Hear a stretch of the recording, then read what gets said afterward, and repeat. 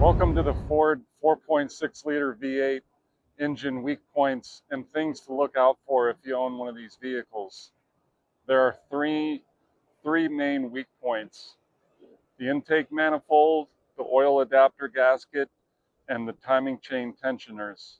Here we have my Lincoln Town Car, which is actually the first vehicle in the Ford family to receive this smooth running engine. In '96, the plastic intake with the centrally mounted throttle body began. The plastic intake is a consumable part on these 4.6 liter motors. The early ones are all plastic, and the newer ones have an aluminum crossover that are better but still have a sliver of plastic at the bottom. This is a glaring design flaw. In my opinion, the newest Ford design that came out this year has finally made the aluminum crossover aluminum all the way to the head. When you buy a new intake, you need to determine if you have the NPI or performance improved heads. The PI heads started in '99 or 2001 depending on the platform. There are several variations of the stock intake. The OE with the separate intake gaskets, and a Dorman style with the O-ring gaskets built in. Be conscious of this when replacing the intake. Now about the timing chains. The timing tensioners on motors after model year 2000 are in plastic with neoprene built-in gaskets. These are failure prone and allow too much slack in the chains, and on startup they will slap and beat up the guides and eventually the front cover. If you hear a lot of rattling when you start the engine in the morning, you want to go in and install the older iron tensioners and new guides. You can replace the chain, but don't need to replace the sprockets.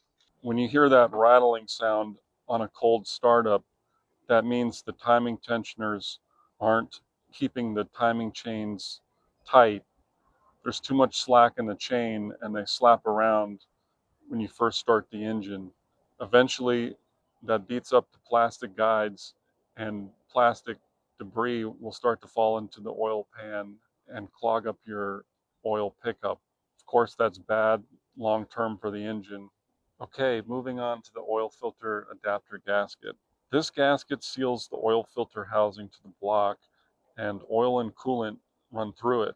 Usually it fails with a slow oil leak that gets worse.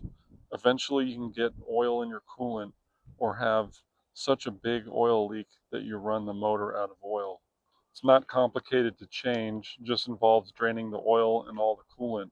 If you notice any drips on the ground, it's most likely this gasket first, and it's good preventative maintenance around 100,000 miles.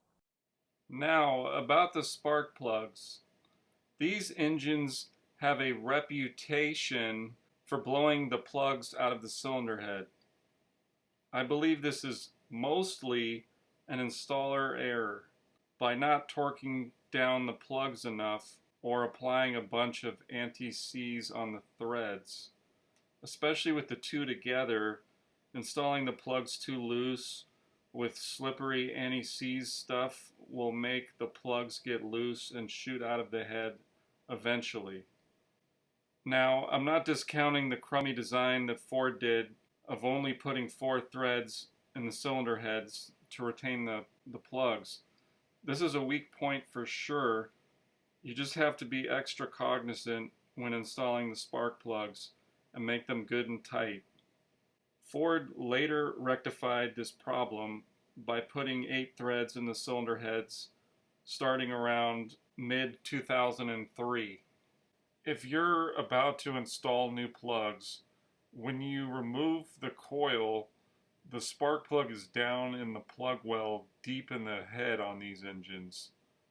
You want to make sure you have an air compressor or shop vac to blow or suck the debris out of the plug well so debris doesn't fall down into the cylinder when you remove the spark plugs. Well, those are the major weak points of the 4.6 liter engine. I didn't want to make this video super long. If you're having issues with your engine, drop me a comment and I'll get right back to you. Also, This is the Lincoln Town Car that Doug DeMuro reviewed. I'll be making an update video on it soon, so subscribe for more. And Happy New Year.